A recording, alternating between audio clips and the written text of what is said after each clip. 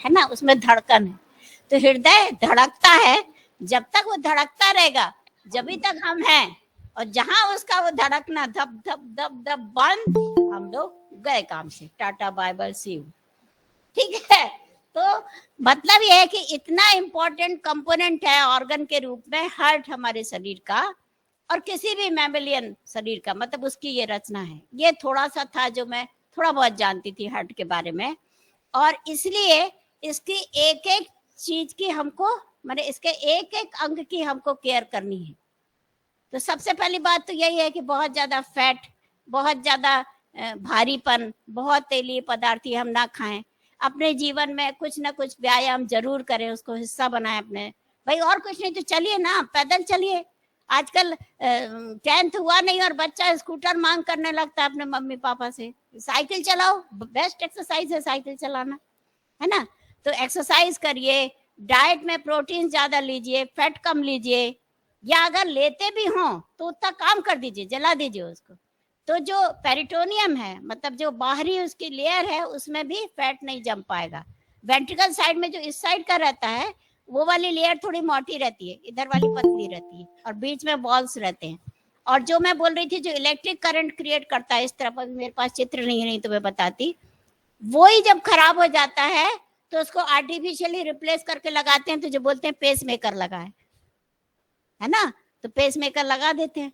तो ऐसी नौबत क्यों आए? हम अपने हृदय को बहुत अच्छा रखें, बहुत स्वस्थ रखें, और हार्ट डे मनाने के पीछे जो कहना चाहिए, जो उसका जो औचित्य है, जो कारण है, वो यही है कि हम स्वस्थ हृदय रखें, स्वस्थ हृदय से संबंधित महत्वपूर्ण बातों को जानें कि ये हमको करना है, ताकि हम कार्डियोवैस्कुलर डिजीजेस की गिरफ्त में नहीं आए।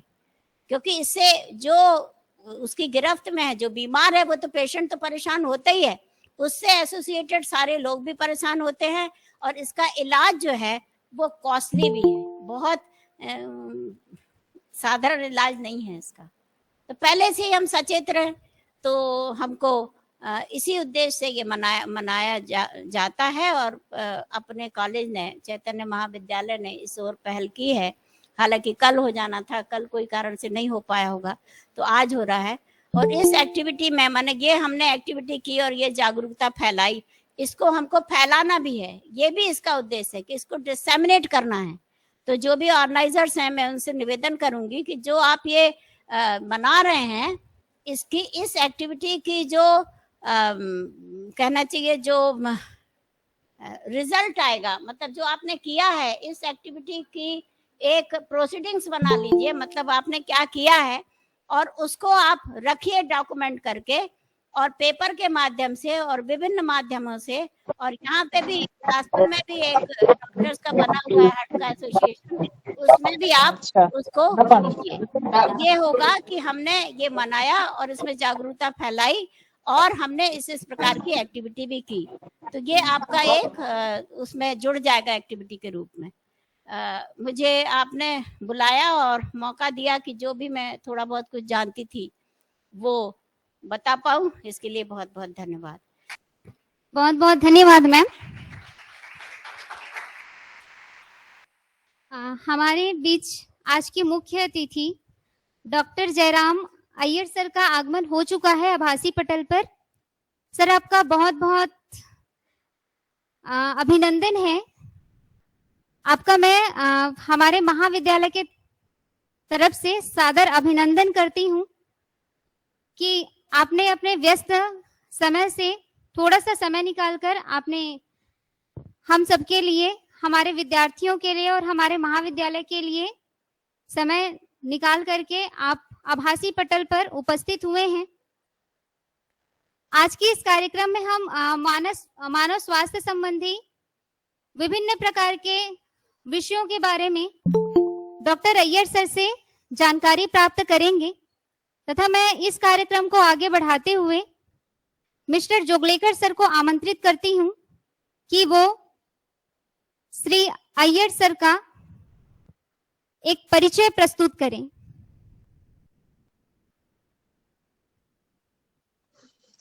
धन्यवाद मैडम। मैं सबसे पहले डॉक्टर अय्यर सर का आज के कार्यक्रम में, वेबिनार में स्वागत करता हूं। वैसे डॉक्टर अय्यर, आपको सरनेम से ऐसा लग रहा होगा कि हमारे प्रांत से बाहर से आए होंगे, परंतु बताऊं आप सबको कि डॉक्टर अय्यर हमारे अपने हैं और इनकी सारी स्कूली शिक्षा जो है वो रायगढ़ के किरोड़ीमल पाठशाला में हुई और उसके पश्चात गांधी मेडिकल कॉलेज भोपाल से उन्होंने MBBS और MD किया और कार्डियोलॉजी में DNB के साथ इन्होंने अपोलो हॉस्पिटल में 12 साल अपोलो चेन्नई में अपनी सेवाएं दी और एक बहुत बड़ी उपलब्धि, यानी जिसको कहते हैं कि ऋण की वापसी की एक कोशिश, इन्होंने अपोलो बिलासपुर हॉस्पिटल के कार्डियोलॉजी विभाग की स्थापना में महत्वपूर्ण रोल अदा किया।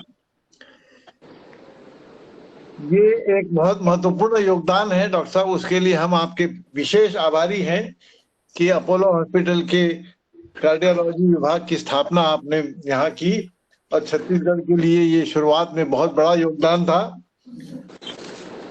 इनका बेटा भी MRCP है। MRCP का मतलब यानी जैसे हमारे बच्चे जो हैं वो शायद फुल फॉर्म न जानते हो तो मैं बताना चाहूंगा, और अगर कहीं गलती हो तो डॉक्टर साहब बताएंगे। MRCP का मतलब होता है member of royal college of physicians, और नेफ्रोलॉजी में शायद उन्होंने विशेषज्ञता हासिल की है। इनकी श्रीमती जी जो हैं ये भी एक बहुत ही काबिल प्रशासनिक अधिकारी हैं और बहुत लंबे समय तक इन्होंने भी महाप्रबंधक के रूप में अपोलो अस्पताल में अपना योगदान दिया हुआ है और वर्तमान में अभी भिलाई दुर्ग में ये हमारे छत्तीसगढ़ के जितने भी मरीज हैं जो दिल के शिकार हो जाते हैं उनको उस समस्या से निकालने में ये लगे हुए हैं। बड़ी कृपा है, देश के अगर 10 सर्वश्रेष्ठ कार्डियोलॉजिस्टों की सूची बनाई जाए तो उसमें डॉक्टर अय्यर का नाम बहुत ऊपर होगा। ऐसे मूर्धन्य डॉक्टर को इस वेबिनार में मैं आमंत्रित करते हुए बहुत गौरवान्वित महसूस करता हूं और मैं सर से निवेदन करता हूं कि हमारे छात्रों को मार्गदर्शन प्रदान करे। चैतन्य महाविद्यालय पामगढ़ में एक महत्वपूर्ण विद्यालय के रूप में अपनी ख्याति अर्जित किए हुए है और आपका वेबिनार एक अत्यंत उपयोगी और सार्थक छात्रों के लिए होगा, ऐसा मेरा पूरा विश्वास है। एक बार फिर से डॉक्टर साहब को इस वेबिनार में मैं स्वागत करता हूं। सर नमस्कार। नमस्कार विवेक जी। जी धन्यवाद सर। अब मैं इस कार्यक्रम को आगे बढ़ाते हुए डॉक्टर जयराम अय्यर सर को आमंत्रित करती हूँ कि वो हमें आज के इस विश्व हृदय दिवस के अवसर पर अपने महत्वपूर्ण बातों और जानकारियों से हमें अनुग्रहित करें। सबसे पहले तो मेरा आभार है आप सभी का, इसलिए नहीं कि मुझे आपने बुलाया है बल्कि इसलिए कि बच्चों के साथ कॉलेज के विद्यार्थियों के साथ एक इंटरेक्शन का एक मौका दिया है और मैं आभारी हूँ आपके संस्थान का और माननीय गुप्ता जी, वीरेंद्र जी तिवारी जी, शुभदा जी जोगलेकर और विवेक जोगलेकर जी का, इनका भी आभार मानता हूँ। भगवती साहू जी जो आपके प्रोफेसर हैं वहाँ पे, उन्होंने मुझे एक हफ्ते पहले ये इत्तला दी थी कि ऐसा हम वर्ल्ड हार्ट डे मनाना चाह रहे हैं। उस अवसर पर कुछ इंटरेक्टिव सेशन होना है तो मैंने स्वतः ही हामी भर दी और स्वतः ही हामी भरने के पीछे एक मुख्य कारण ये था कि मेरा बिलासपुर के प्रति प्रेम स्वतः ही जागृत हो गया और मुझे लगा कि ये एक अच्छा मौका है कि मैं बिलासपुर के लोगों से दोबारा कनेक्ट हूँ। चलिए आज आप सबसे बात करते हैं। आप लोगों की जो भी प्रश्न होंगे मैं उनका यथासंभव संतुष्ट करने की कोशिश करूंगा अपनी तरफ से। वर्ल्ड हार्ट डे के मौके पर जिसको हम ओपनिंग रिमार्क बोल सकते हैं, यदि ओपनिंग रिमार्क मेरी तरफ से अपेक्षित है तो एक बहुत ही सीमित शब्दों में यदि मैं बात करना चाहूँ तो मैं इतना बता सकता हूँ कि आज ही मैंने वर्ल्ड हार्ट डे के ही उसमें एक ये आर्टिकल पढ़ा और जिसमें मैं आपको बताता हूँ कि ये मुझे पढ़ने को मिला। ये टाइप की कटिंग है जिसको यदि अपन हाईलाइट कर सके तो ये दिखाता है। और इसमें महाराष्ट्र में जो पिछले 2 साल में जो डेथ हुई है 222-223 के काल में, उन मृत्युओं का एक छोटा सा ब्यौरा टाइम्स ऑफ इंडिया ने छापा है वर्ल्ड हार्ट डे के उपलक्ष्य में। देखिए कितनी विडंबना है कि हम वर्ल्ड हार्ट डे के उपलक्ष्य में हम ये लोगों को नहीं बता पा रहे हैं कि हमने हार्ट अटैक को रोक लिया है। हार्ट अटैक को प्रिवेंट करने के लिए हमने तमाम इस तरह की सुविधाएं हमने दी हैं जिससे 2 साल पहले 4 साल पहले हमारे देश में इतनी जाने जाती थी और अब नहीं जाती है। ऐसी न्यूज हम अभी नहीं छाप पा रहे हैं 2023 के काल में, पर हम ये जरूर छाप पा रहे हैं कि हमारे यहाँ इतनी सारी मृत्यु हुई है और उनमें इतनी मृत्यु हार्ट अटैक की वजह से हुई है, ये जरूर छाप पा रहे हैं। हम इसको हमारे स्वास्थ्य सेवाओं के हिसाब से देखा जाए तो एक विडंबना बोलेंगे, अवेयरनेस के हिसाब से यदि देखा जाए तो उसको एक त्रासदी बोलेंगे। अब इस छपी हुई खबर का मैं विश्लेषण दूं क्योंकि ऑब्वियसली मुझे समझ में आ रहा है कि ये उतनी दूर से वेबिनार में शायद दिख ठीक से नहीं पाया होगा। तो ये नटशेल में यदि बात करूं तो ये महाराष्ट्र की बात कर रहे हैं ये न्यूज़पेपर, जिसमें वो कह रहे हैं कि महाराष्ट्र में करीब 3.1 लाख जो मृत्यु हुई है 2022 के एक साल में, ये सर्टिफाइड है, मेडिकली सर्टिफाइड डेथ है। और वैसे टोटल जो रिकॉर्डेड डेथ है वो 7.8 लाख मृत्यु महाराष्ट्र में हुई है। उसमें से 3.1 लाख में ही हम मृत्यु का स्पष्ट कारण जान पाए हैं। खैर कोई बात नहीं। तो और इस 3.1 लाख मृत्यु में 1.4 लाख यानी कि लगभग 47% ये हार्ट से रिलेटेड डेथ है। हार्ट अटैक के डेथ नहीं है, हार्ट से बीमारियों से रिलेटेड डेथ है, जिसमें बहुत सारी दूसरे हार्ट की बीमारियां हार्ट अटैक के अलावा भी जुड़ी हुई हैं। और इसमें 62,000 डेथ तो सीधे हार्ट अटैक की वजह से हुई है। और इसमें मुख्यतया करीब 81% जो डेथ है, जो रिपोर्टेड डेथ है, हम अनरिपोर्टेड डेथ की बात नहीं कर रहे हैं। अनरिपोर्टेड डेथ तकरीबन 4.7 लाख अनरिपोर्टेड या अनसर्टिफाइड डेथ है, उनकी बात नहीं कर रहे हैं हम। ये जो रिपोर्टेड या सर्टिफाइड डेथ हैं उसमें से 81% जो डेथ है वो उसमें आदमियों की डेथ हुई है। और 253 जो डेथ है वो 14 साल से नीचे के लोगों की डेथ है। ये एक छोटी सी नहीं पर गंभीर खबर है जो वर्ल्ड हार्ट डे के दिन टाइम्स ऑफ इंडिया में छपी है। वो मुझे मिली है तो आपसे शेयर कर रहा हूँ। शेयर करने के पीछे कारण ये है कि हम अभी भी हेल्थ सेक्टर में बहुत पीछे चल रहे हैं मापदंडों के हिसाब से या प्रिवेंशन ऑफ अनटाइमली डेथ के हिसाब से। देखिए हमारे देश में हाल फिलहाल जो पिछले 10, 12, 15 सालों का मेरा भी अनुभव है, उसमें जो मुझे समझ में आता है वो ये समझ में आता है कि जो यंग डेथ्स हैं, सिर्फ हम हार्ट की बात करें तो हार्ट अटैक की वजह से, जिसको हम अंग्रेजी में मायोकार्डियल इन्फाक्शन बोलते हैं, एमआई बोलते हैं शॉर्ट फॉर्म में। आजकल शॉर्ट फॉर्म का दौर चल रहा है, तो यहाँ पे लोल बोलते हैं हंसने को, है ना। और थैंक्स के लिए भी कुछ शॉर्ट वर्ड है, टीयू बोल देते हैं शायद। तो इसी मायोकार्डियल इन्फाक्शन यानी हार्ट अटैक होता है। इससे जो डेथ हो रही है, इसमें बहुत एक बड़ी संख्या एक उभर कर जो सामने दिख रही है वो है यंग लोगों की, यानी कि जिनकी उम्र 30 साल से या 35 साल से भी कम है। ऐसे लोगों की काफ़ी डेथ हो रही है, या ऐसे लोग काफ़ी तादाद में हार्ट अटैक से जूझ रहे हैं, बच भी रहे हैं। अभी एक जो जामनगर की घटना है, आप लोगों को शायद न्यूज़ में पढ़ा होगा, 3 दिन पहले गरबा करते करते वो जो यंग लड़का था वो था की श्रेणी में शामिल हो गया है, यानी कि उसकी गरबा करते करते डेथ हो गई।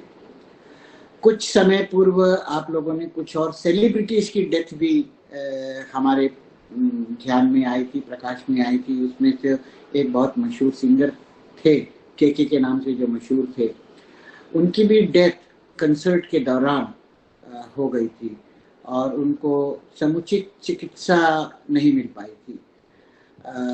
उनको अस्पताल भी शायद देर से ले जाया गया था। एक बीच में ऐसी खबर आई थी कि फुटबॉल खेलते खेलते एक खिलाड़ी मैदान में ही गिर के खत्म हो गया। एक और खबर आई थी बम्बई में, एक जिम में जाते हुए, जिम के बाद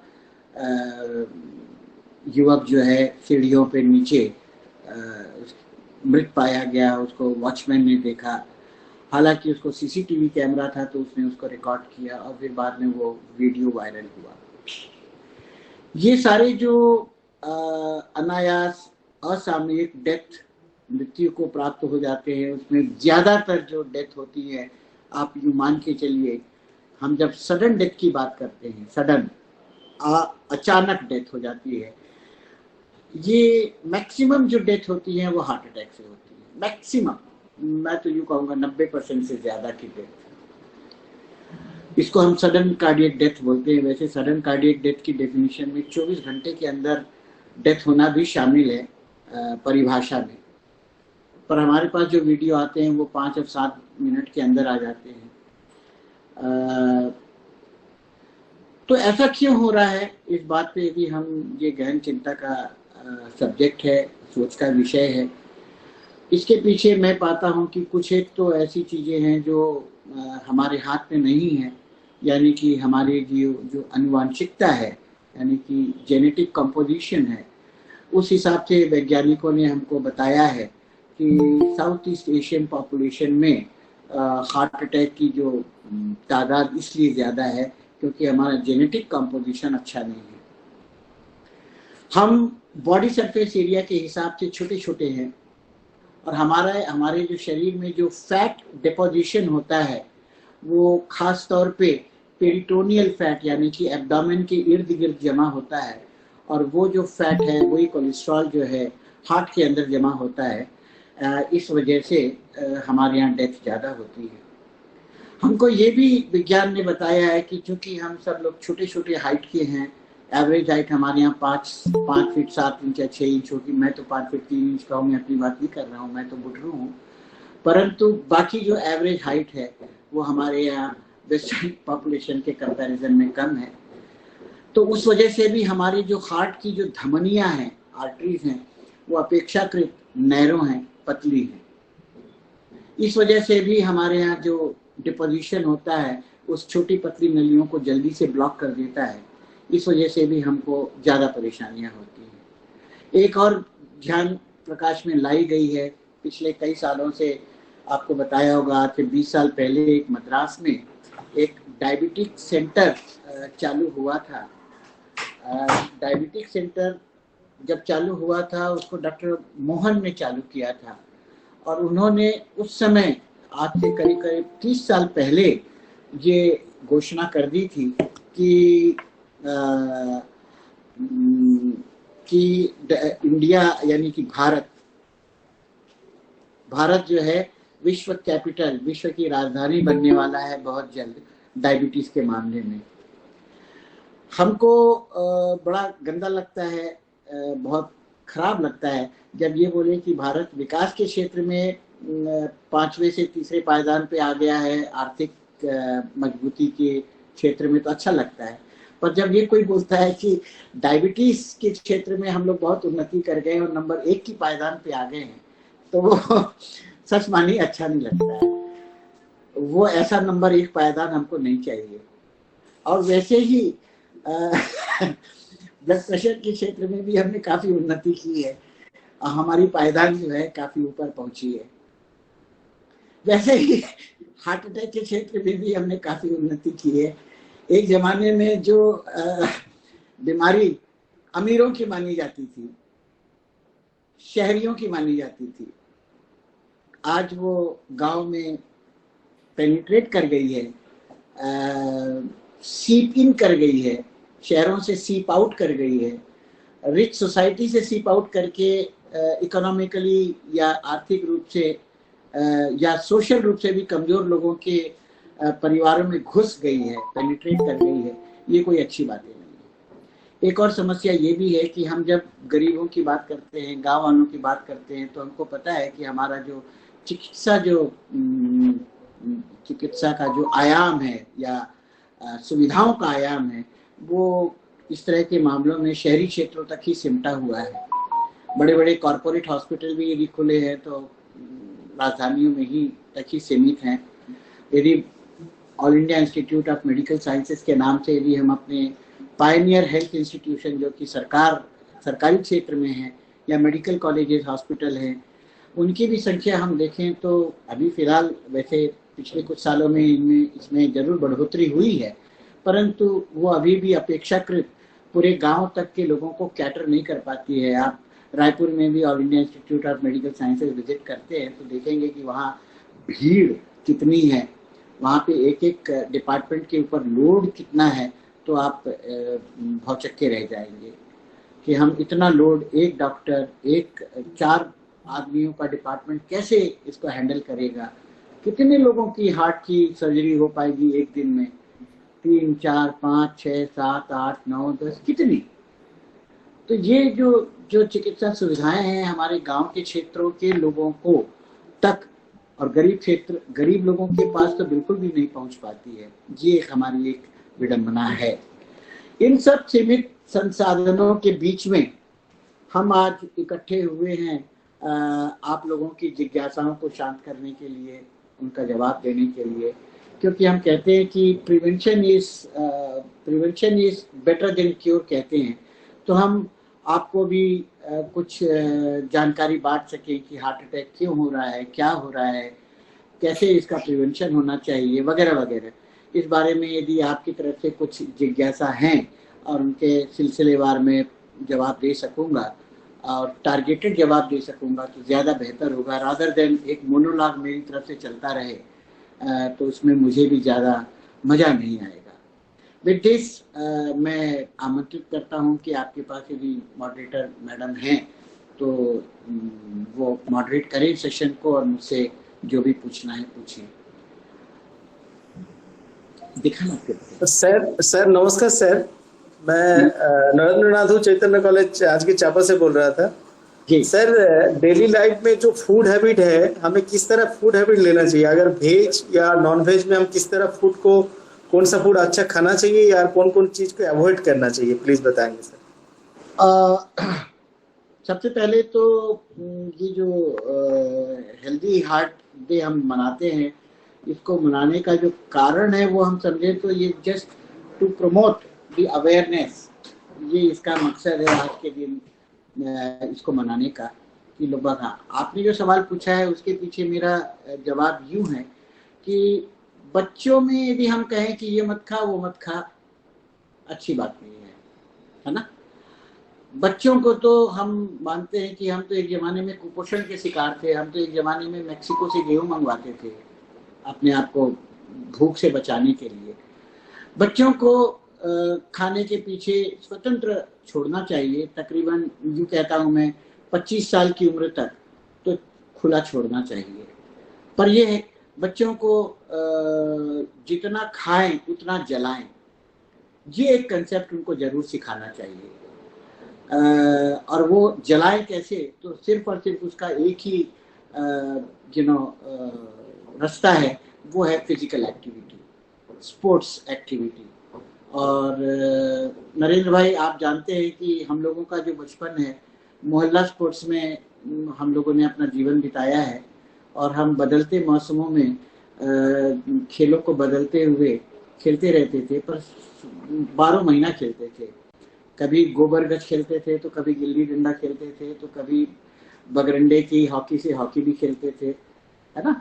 और कभी हम वो 10-12 लोगों मोहल्ले में मिलके फुटबॉल खेलते थे। तो ये सब जो हमारी जो खेलने की पद्धति थी, और लगभग हर गांव में एक वॉलीबॉल का कोर्ट आपको जरूर मिलता था, जहाँ पे गांव के युवा जो है शाम को एकदम मतलब पसीना बहाते हुए खेलते थे। तो ये जो खेल है, इसको आप जीवंत करिए अपने संस्थान में, और बाकी संस्थानों को भी प्रमोट करिए कि खेल से नाता नहीं टूटना चाहिए।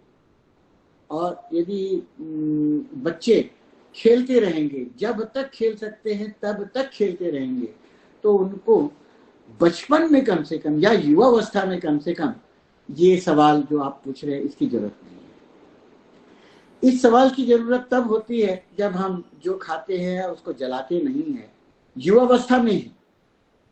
एक बात और बताना चाहूंगा कि युवावस्था में हमारा जो बेसल मेटाबॉलिक रेट होता है, यानी कि एक यूनिट काम करने के लिए कितने यूनिट हमको एनर्जी चाहिए, जिसको हम बेसल मेटाबॉलिक रेट कहते हैं, वो युवावस्था में काफी ज्यादा होती है। और ये बेसल मेटाबॉलिक रेट धीरे धीरे उम्र के बढ़ते बढ़ते में ये कम होता है। फिर किसी को थायराइड हो जाता है तो उसका बेसल मेटाबॉलिक रेट और कम हो जाता है। वहां पे हमको एक एनर्जी खत्म करने के लिए कम खाने की आवश्यकता होती है, तब हमको खाना कम करने की सोचना चाहिए।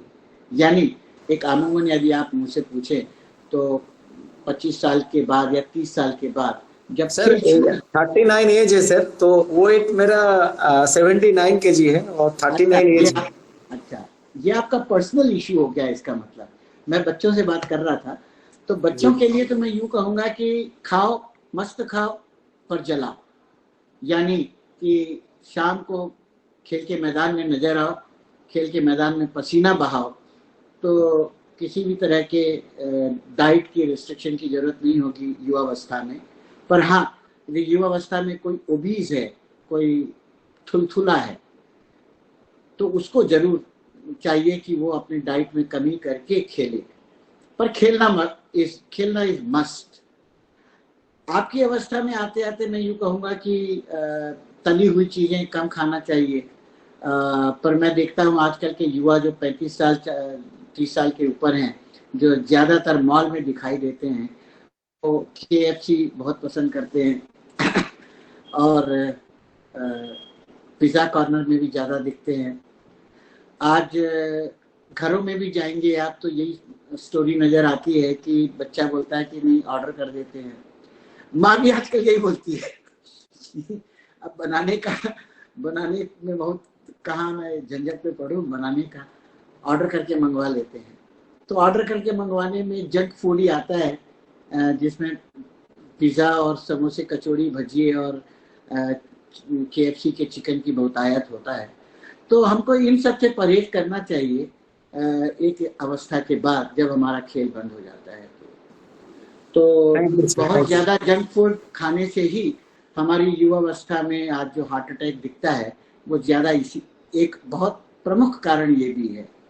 दूसरा प्रमुख कारण गांव में मैं बताना चाहता हूँ नरेंद्र नाथ जी, कि गांव में जो शाम को 5 बजे जो मंदिर खुल जाते हैं, जहाँ पे भीड़ लग जाती है, और बगल में चखना वखना के ठेले भी लगे रहते हैं, और वहाँ पे सारे के सारे जो मजदूर होते हैं या काम करके घर लौटते हैं, वो आदतन उस जगह पे मत्था टेकते हैं और एक शीशी में प्रसाद पीते हैं, और उसके बाद साथ में मिर्ची भजिया खाते हैं।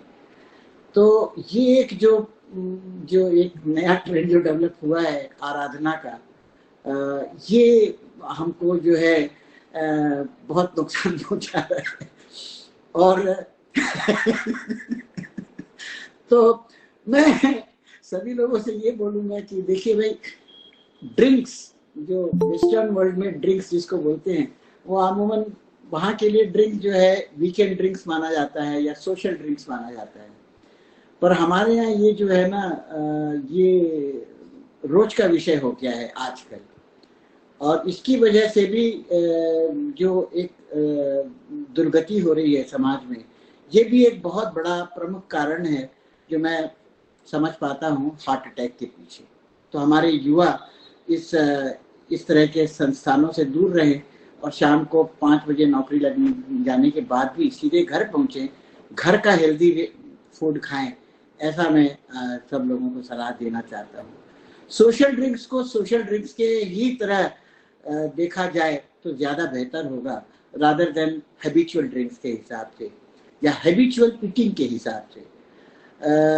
मैं अपना बचपन सब बताऊं तो मैं बचपन में कभी मुझे याद नहीं है कि हम कभी होटल में खाना खाने जाते थे।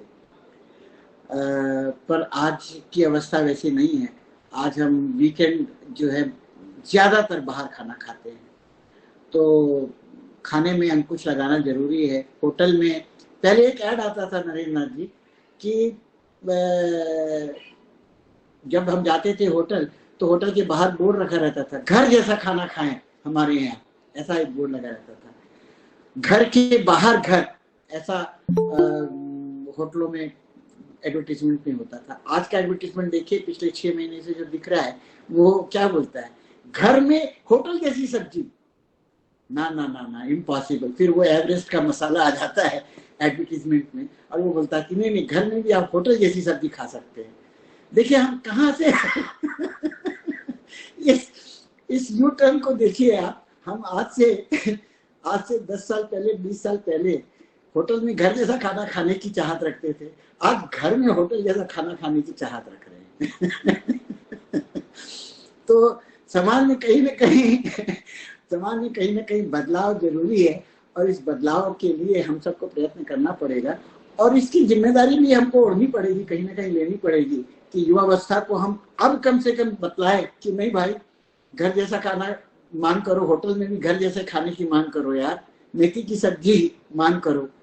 ऐसा जब हम इस समाज में एक सोच नहीं बदलेंगे, तब तक हमारे समाज में इस तरह की जो हार्ट अटैक की जो बहुतायत दिख रही है, खाने की वजह से, गलत खाने की वजह से, ज्यादा खाने की वजह से, ये कमी पूरी नहीं होगी। डाइट के बारे में ही पूछा है तो एक मोनोलॉग में थोड़ा सा कंटिन्यू करता हूँ कि अभी मैंने 4 दिन पहले इसी टाइम्स ऑफ इंडिया में एक आर्टिकल और भी पढ़ा था जिसमें सेंचुरियंस जहाँ पे रहते हैं, यानी कि ऐसे 3 जगह का नाम उन्होंने लिखा था। एक जापान में था की जगह है, सारे विदेशों में जगह है, भारत में भी एक हिमालय की तराई में एक जगह है जहाँ पे सेंचुरियंस पाए जाते हैं। हिमाचल प्रदेश में एक जगह है।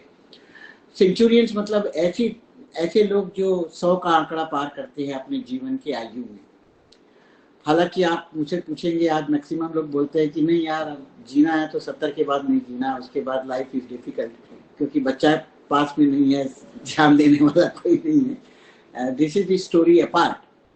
परंतु ये जो सेंचुरियंस के डाइट के बारे में टाइम्स ऑफ इंडिया में ही 9 प्रमुख बिंदुओं पे आया था और उसमें भी सबसे प्रमुख बात यही थी कि हम 80% जब हमारा पेट भर जाए तब हम उसको स्टॉप करें और 80% से ज्यादा अपने स्टमक को ना भरें, 100% ना भरें, 80% में हम एक पूर्ण विराम लगाएं, तो हमारा वेट न बढ़ेगा न ही हम किसी कोलेस्ट्रॉल डिपोजिशन के शिकार होंगे।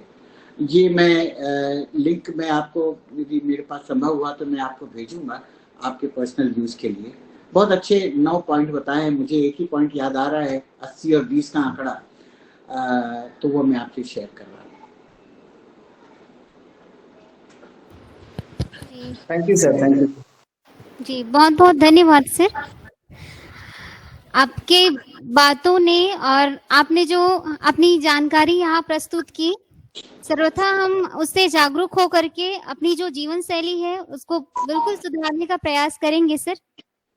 आपका बहुत बहुत धन्यवाद। अब मैं यहाँ पर उपस्थित आभासी पटल पर तथा वास्तविक पटल पर उपस्थित विद्यार्थियों से अनुरोध करूंगी कि उनकी जो जिज्ञासा है उसको अब शांत करने का वक्त आ गया है। तो जो आपके मन में क्वेश्चन उठ रहे होंगे, आप हमारे माननीय अतिथि से आप पूछ सकते हैं।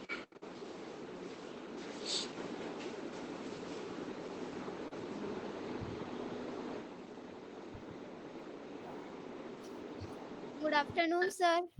गुड आफ्टरनून बेटा। मेरा क्वेश्चन था, मतलब आप जो बोले ना हार्ट के रिलेटेड बहुत सारी बीमारियां आ रही हैं, हार्ट अटैक के अलावा और भी रिलेटेड उसके है ना, तो कोलेस्ट्रॉल वगैरह के रिलेटेड आता है। तो सर मैं दरअसल अपनी दादी के रिलेटेड पूछना चाहूंगी, क्योंकि उनको ना उनके हार्ट में दरअसल थोड़ा पानी चला गया था, लेकिन फिलहाल तो अभी टेबलेट्स मेडिसिन वगैरह चेकअप हुआ है तो ठीक है, लेकिन उनको थायराइड भी है। तो खाना पीना तो मतलब ठीक है, तो उनके लिए मैं क्या करूं कि वो उनका हार्ट रिलेटेड दिक्कत जो है वो थोड़ा कम हो या फिर अच्छा हो? बेटा सबसे पहले तो ये कि उनको यदि हार्ट के आसपास यदि पानी भरा था तो क्यों भरा था, इसको जानना जरूरी है पहली बात। तो ठीक, अब नॉर्मल आया रिपोर्ट बोल रहे थे, लेकिन दरअसल उनका दिक्कत यह है कि वो ना चिल्ला के आवाज ज्यादा कटने, मतलब उनका आवाज लाउडली है तो बोलती ज्यादा है सर। नहीं तो बोलने दो ना, जिस दिन बोलना बंद कर देंगे उस दिन और शिथिल हो जाएंगे शरीर से। सर मेरे को डर लगने लग जाता है कहीं हार्ट अटैक वगैरह मत आ जा करके। क्या उम्र है? क्या उम्र मतलब है वो बोलती फास्ट है। क्या उम्र क्या है उनकी? अच्छा, उम्र उनका 68 के आसपास। ठीक है, तो बस कुछ नहीं बेटा, एक तो ये कि अभी अभी बीमारी से उठी हैं वो, तो ऐसे कंडीशन में हाई प्रोटीन डाइट देना चाहिए, क्योंकि जो बॉडी जो होती है जब उसका क्षय होता है, क्षरण होता है किसी भी वजह से, खासतौर पे एक उम्र दराज लोगों को, जैसे वायरल फीवर हो गया किसी को मलेरिया हो गया, किसी को टाइफाइड हो गया, ऐसे जो उम्र दराज के लोग होते हैं, जो उनको किसी भी बीमारी से लड़ने के लिए एक बॉडी को मजबूत बनाने के लिए प्रोटीन की जरूरत होती है ज्यादा। तो ऐसे स्टेज में जब हम कन्वालिसेंस यानी कि बीमारी से ठीक होने के समय हम एनकरेज करते हैं कि आप हेल्दी डाइट तो खाइए पर हाई प्रोटीन डाइट खाइए, क्योंकि प्रोटीन जो होता है वो रिपेयर में, बॉडी के अंदर में जो क्षरण हुआ है उसके रिपेयर में प्रोटीन की जरूरत होती है। तो ऐसे केसेस में हाई प्रोटीन डाइट रिकमेंड होना चाहिए, मेरा ख्याल है। और बाकी जो थायराइड की जो बीमारी है उसके थायराइड के लिए तो गोलियां चलती हैं, वो चलते रहना देना चाहिए। थायराइड की भी जांच 6 महीने में एक बार, जो TSH बोलते हैं, थायराइड स्टिमुलेटिंग हार्मोन बोलते हैं, उसको 6 महीने में एक बार नाप भी लेना चाहिए, जिससे हमको ये समझ में आ जाए कि जो थायराइड की जो गोली की जो मात्रा है वो ठीक ठाक है कि नहीं है, उसको कहीं कम या ज्यादा करने की जरूरत तो नहीं है। बस इतनी सी बात है सर। उनका वेट ना 74 है रहने के लिए, तो मतलब और आफ्टर टाइम में तो खाना दे देते हैं, शाम को रोटी देते हैं, तो मतलब उनके खाने पीने के रिलेटेड भी ध्यान में रखना पड़ेगा कुछ एक्स्ट्रा? देखिए ऐसा है कि इस उम्र में बहुत आदमी ज्यादा पचा नहीं पाता है, हाँ, तो ऐसी जो चीजें होती हैं जो फैटी आइटम्स होते हैं, है ना, तो फैटी आइटम्स को कम कर देना चाहिए ऐसी उम्र में, जिससे कि पाचन में जो सिस्टम होता है जिसको GI सिस्टम बोलते हैं उसके ऊपर लोड ना पड़े और खाना जो है वो आसानी से पच जाए। बस इतना ही ध्यान रखना चाहिए कि फैटी आइटम्स यानी कि तली हुई चीजें ना खाएं। शाम का खाना जितना हल्का हो उतना अच्छा, और शाम का खाना जितना जल्दी हो ऐसे उम्र दराज के लोगों के लिए उतना अच्छा। पानी की प्रचुरता रहना चाहिए। मैं आप लोगों को भी यही कहना चाह रहा हूँ कि जो भी जिम करते हैं लोग बाग या बहुत फिजिकल एक्टिविटी करते हैं वो अक्सर पानी पीना भूल जाते हैं।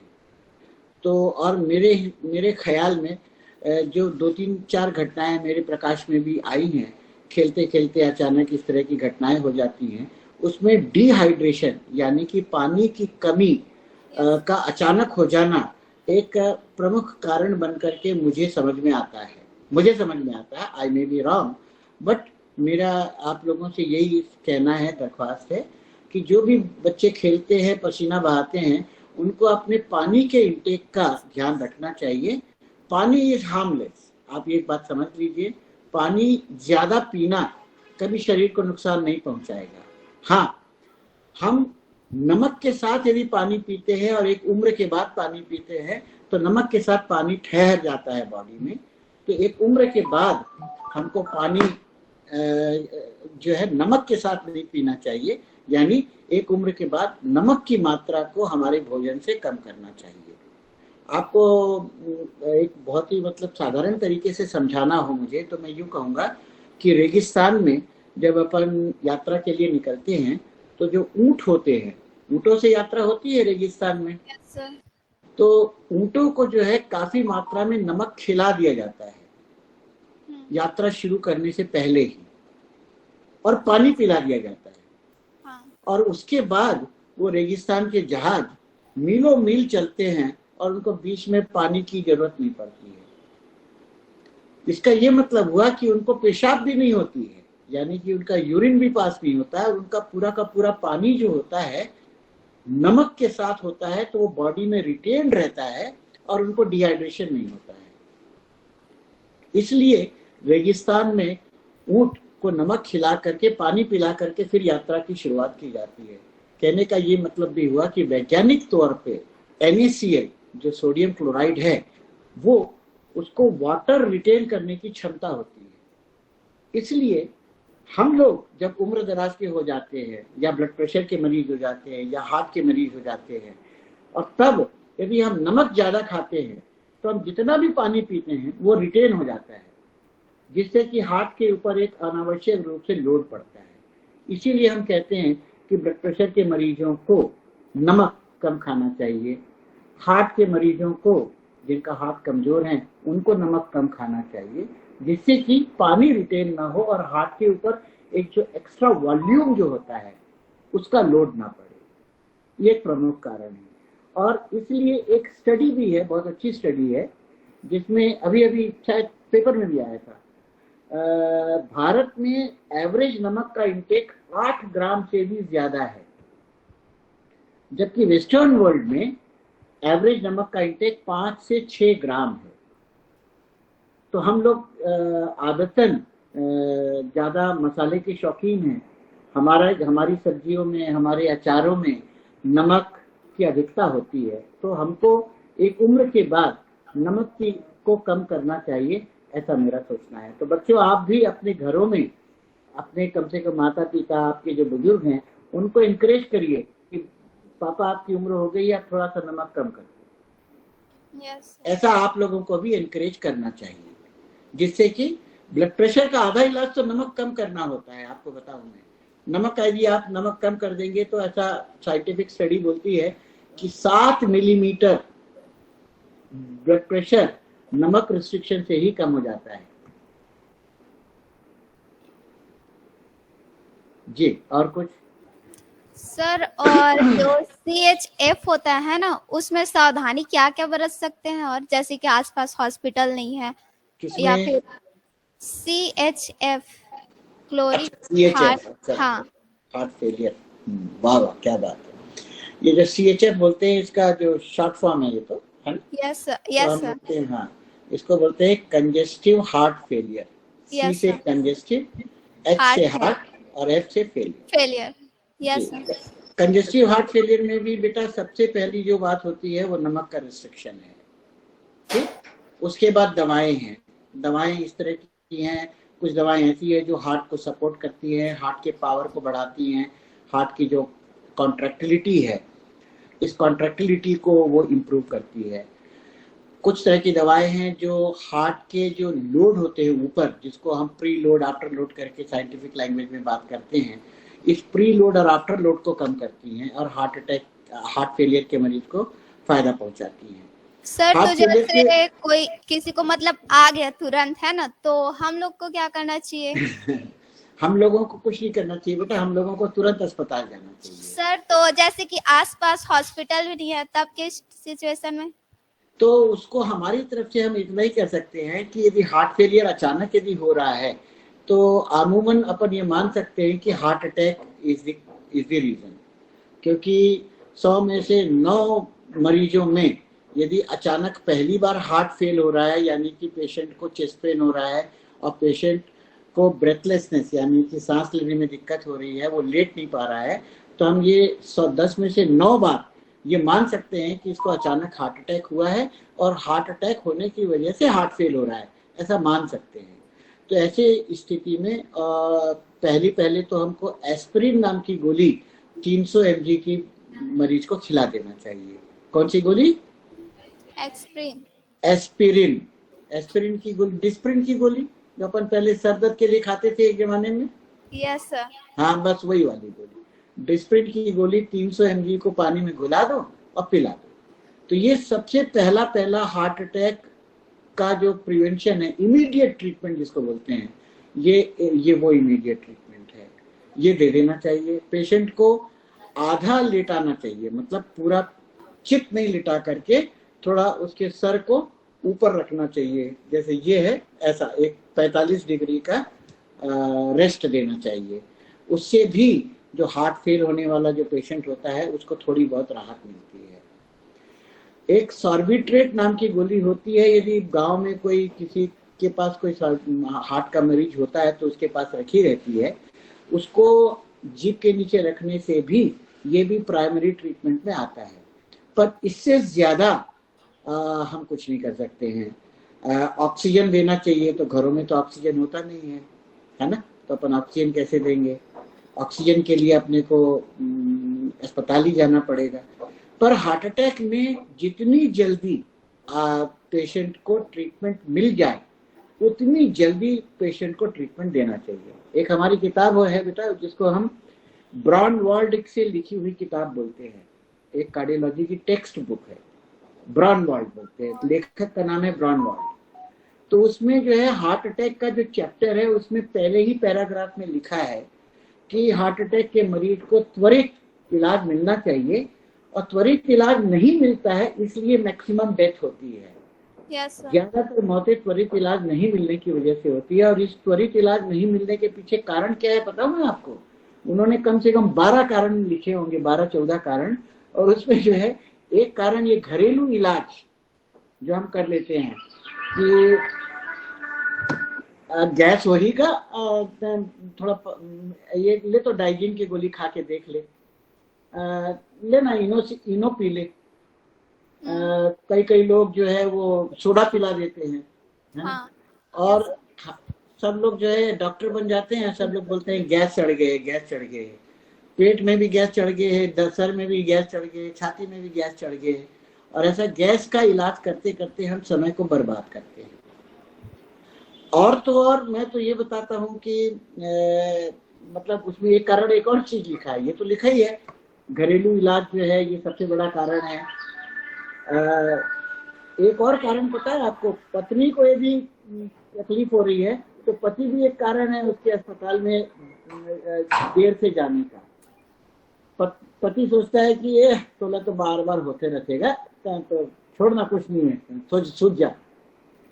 और उल्टा भी होता है कि पत्नी भी जो है पति के जानती है, 30-40 साल से समझ रही है, उसको पता है कि मेरा पति जो है हर चीज को जो है तिल का पहाड़ बनाता है, तो वो भी पति से यही बोलती है छोड़ना तो है, बात तो थोड़ा तकलीफ होते हैं, बहुत ज्यादा गुठिया करते हैं, फालतू फल में परेशान होता है तो हम अल्लाह घलू परेशान करता है।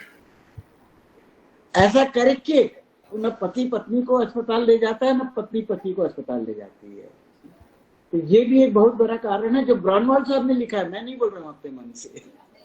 तो स्पाउसेस ये भी बहुत बड़ा कारण होते हैं डिले इन ट्रीटमेंट के लिए, आप समझ लीजिए। तो ब्रॉनवाल्ड साहब ने कितनी सोशियोलॉजी की स्टडी की होगी अपनी किताब में ये चीज लिखने के लिए, या वो भुक्तभोगी होंगे अपने घर में, मुझे नहीं पता है पर ऐसा उन्होंने लिखा है कि इसलिए हम कहते हैं कि ये तो मजाकिया कारण हो गए, परंतु हार्ट अटैक के समय में सबसे पहल यही होता है कि मरीज को जितनी जल्दी ट्रीटमेंट मिल जाए उतना अच्छा।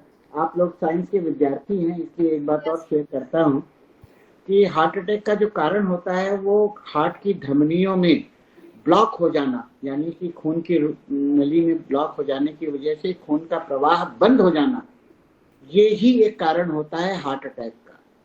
और जब तक हम उस खून की नली को, रुकावट को दूर नहीं कर लेंगे और दोबारा खून का प्रवाह प्रवाहित नहीं हो करेंगे, तब तक डेफिनेटिव ट्रीटमेंट उसको नहीं मान सकते हैं। मतलब हार्ट अटैक का रिवर्सल कैसे होगा, हार्ट अटैक से जो नुकसान चालू हो गया है उसकी भरपाई कैसे होगी, तो जब तक हम उस हार्ट की नली को नहीं खोलेंगे तब तक उस नुकसान की भरपाई नहीं होगी। इसलिए या तो दवा से अपन खोलें या आजकल की आधुनिक पद्धतियों का जो इलाज जो अपने बड़े बड़े अस्पतालों में अवेलेबल है, उस विधि से हम उस धमनियों को खोलें और दोबारा प्रवाहित खून को चालू करें, तब जाकर के हार्ट अटैक जहां हमको मिला है वहां थमेगा और आगे जो डैमेज होगा रुकेगा। अच्छा बच्चों, आप लोग को पता है क्या कि हार्ट कितनी देर तक खून की नली के प्रवाह के रुक जाने को सहन कर सकता है? चलिए, करीब करीब 45 मिनट, ऐसा विज्ञान बोलता है कि तकरीबन 45 मिनट यदि हार्ट।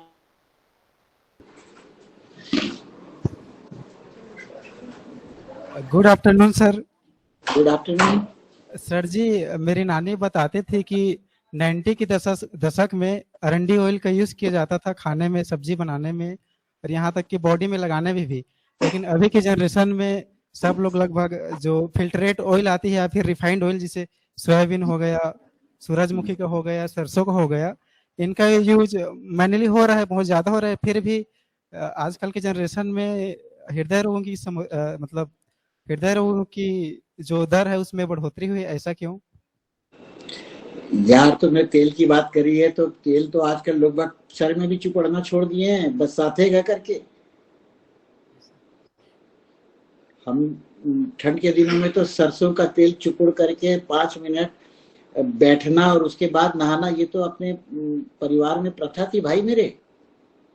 जी सर। जैसे कि हमको विटामिन डी मिलता था, और आज देखो तुम, यदि बाजार में सबसे ज्यादा दवाई इस जमाने में बिक रही है तो विटामिन डी के कैप्सूल बिक रहे हैं।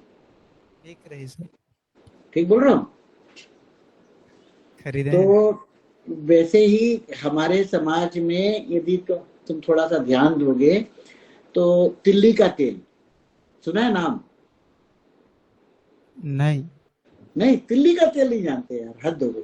तिल्ली का तेल, सरसों का तेल, फली का तेल, सोया का तेल, अरंडी का तेल, है ना? Yes sir. तो तिल्ली का तेल जो है हमारे समाज में हम सिर्फ साल में एक ही बार खाते थे। कब खाते थे बताओ तो? मकर संक्रांति।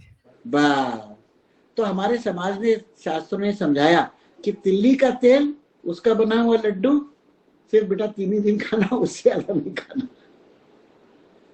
उसके बाद किसी घर में तिल्ली के तेल से सब्जी बनती थी क्या? नहीं बनती थी। सरसों का तेल, सरसों के तेल से हमारे यहाँ अचार बनता था। बनता है? बनता है सर। बंगाल में सरसों का तेल प्रचुरता से खाते हैं, कश्मीर में सरसों का तेल प्रचुरता से खाते हैं, इवन सब्जी भी खाते हैं। मस्टर्ड ऑयल बोलते हैं अंग्रेजी में उसको, है ना? Mustard oil is a very good oil. पर आज हम सरसों का तेल जो है घर में आता ही नहीं है आजकल। आजकल फली तेल आता है और रिफाइंड ऑयल आता है। रिफाइंड ऑयल इज गुड क्योंकि उसमें से जो सैचुरेटेड फैटी एसिड्स है वो निकाल देते हैं, है ना? और नॉन सैचुरेटेड फैटी एसिड्स का तेल होता है, उसमें फैट की मात्रा कम होती है। वो पारिभाषिक तौर पे अच्छा है, मैं ऐसा नहीं बोलता कि अच्छा नहीं है। सोया ऑयल अच्छा ऑयल है, उसमें बहुत नुकसान नहीं होता है। अभी राइस ब्रान ऑयल आता है जो कि और भी उसमें जो अनसैचुरेटेड फैट है उसमें ज्यादा है, सैचुरेटेड फैट कम है, तो वो भी अच्छा है। पर सवाल ये भी है साथ में कि हम तेल की मात्रा का प्रयोग करें, पर बदल बदल के करें। किसी एक तेल को न खा करके साल भर, हमको एसेंशियल फैटी एसिड्स बोलते हैं, एसेंशियल फैटी एसिड्स की हमको जरूरत होती है। और वो एसेंशियल फैटी एसिड्स हमारी सामाजिक प्रथाओं में जो हर साल में एक जो बहुत कम सीमित मात्रा में हमको जो खाने को मिलता है, वो एसेंशियल फैटी एसिड्स हमको उसमें। सर एक और प्रश्न है मेरा। अगर हम नमक की बात करें तो पहले के टाइम में सेंधा नमक हो गया और जो गोटा नमक आता है उनका उपयोग होता था सब्जियों में। तो हाँ अभी जी, के टाइम बिल्कुल में ठीक है। जो आयोडीन नमक युक्त है ना, तो फिर भी जो ब्लड प्रेशर की समस्याएं, हाई ब्लड प्रेशर की, वो बढ़ती ही जा रही है प्रायः हर घरों में। ऐसा क्यों? नहीं भाई देखो, सेंधा नमक यदि रॉक सॉल्ट जिसको बोलते हैं अपन, सेंधा नमक यदि वाकई में आज की तारीख में यदि वैसा ही प्रचलित होता, प्रसारित होता, तो क्या बात थी। आज मुझे सिर्फ मरीज ही है जो सेंधा नमक खाता है। सामान्य जनता जो है वो सेंधा नमक नहीं खाती है। सामान्य आदमी जो है वो व्हाइट नमक यानी कि व्हाइट सॉल्ट ही खाता है। हालांकि व्हाइट सॉल्ट में भी एक रिवॉल्यूशन हुआ है कि आजकल लो सोडियम सॉल्ट भी अवेलेबल है, और आयोडाइज्ड जो नमक हमको मिलने लगा है वो उसके पीछे भी कारण यही था कि हमारे प्रदेश में घेंघा जो रोग था वो बहुत ज़्यादा प्रचलित था, बहुत ज़्यादा होता था। खासतौर पे विंध्याचल सतपुड़ा की जो पहाड़ियों का जो क्षेत्र है वहाँ तो घेंघा बहुत एपिडेमिक था। तो उस घेंघा को रोकने के लिए भी एक सरकार ने अपनी हेल्थ पॉलिसी में नमक में आयोडाइज नमक बेचने की जो जिम्मेदारी नमक के जो प्रोड्यूसर है उस पर लगाई, वो भी एक अच्छा सराहनीय कदम था सरकार की तरफ से। कम घेंघा रोग को तो हमने रोका उस जरिए से आयोडाइज सॉल्ट से, यूँ समझिए। पर रॉक सॉल्ट जो मरीज हैं, जिनको ब्लड प्रेशर इस तरह के मरीज हैं, उनके लिए rock salt is better than the white salt. But having said that, white salt low sodium salt भी अवेलेबल है आजकल, जो कि हाफ सोडियम रहता है जिसमें, वो भी ब्लड प्रेशर के मरीज के लिए अच्छा है। जी सर। सर जी, ओमेगा-3 फैटी एसिड हृदय को कैसे स्वस्थ रखता है? ओमेगा 3 फैटी एसिड जो है वैसा ही है जैसा कि हम बचपन में कॉड लिवर ऑयल पीते थे, है ना। बहुत बहुत धन्यवाद सर आपका, थैंक यू। कि आपके ज्ञानवर्धक शब्दों ने हमें बहुत ही प्रभावित किया सर। कि हम जितना खा रहे हैं उतना अगर हम नहीं जलाते हैं तो हमारे बॉडी में हेल्थ इशू बिल्कुल आएंगे सर। तो हम बिल्कुल कोशिश करेंगे कि हम जितना खा रहे हैं, जितना ले रहे हैं, उतना हम जलाएं भी। आपका बहुत बहुत धन्यवाद sir. Thank you very much faculty of your college, Mrs Sahu and the management, and my sincere thanks to Shubda Joglekar madam and Mr. Vivek Joglekar, my good friends. They always care for me, they always remember me, and they always try to connect me back to Bilaspur. Thank you very much. Thank you sir.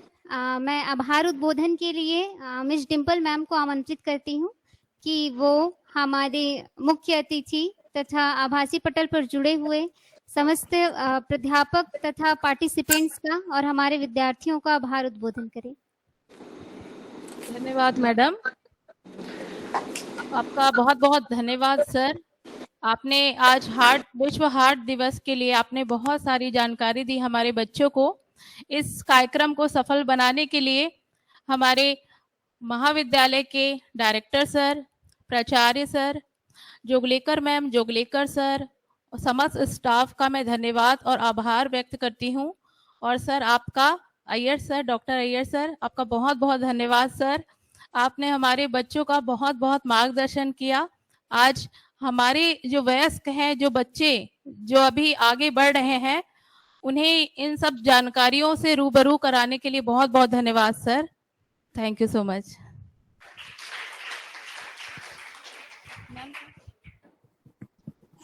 I'll unmute myself and all the best to you.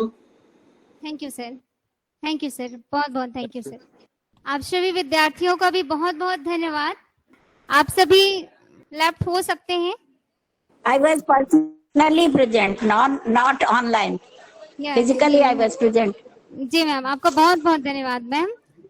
आपको हमने सुना उतने दिन बाद, ये हमारे लिए सौभाग्य की बात थी मैम। उपस्थित होकर के हमारा हमेशा मार्गदर्शन करें, यही हमारी आशा है मैम। बहुत बहुत धन्यवाद ma'am. Thank you. Thank you ma'am.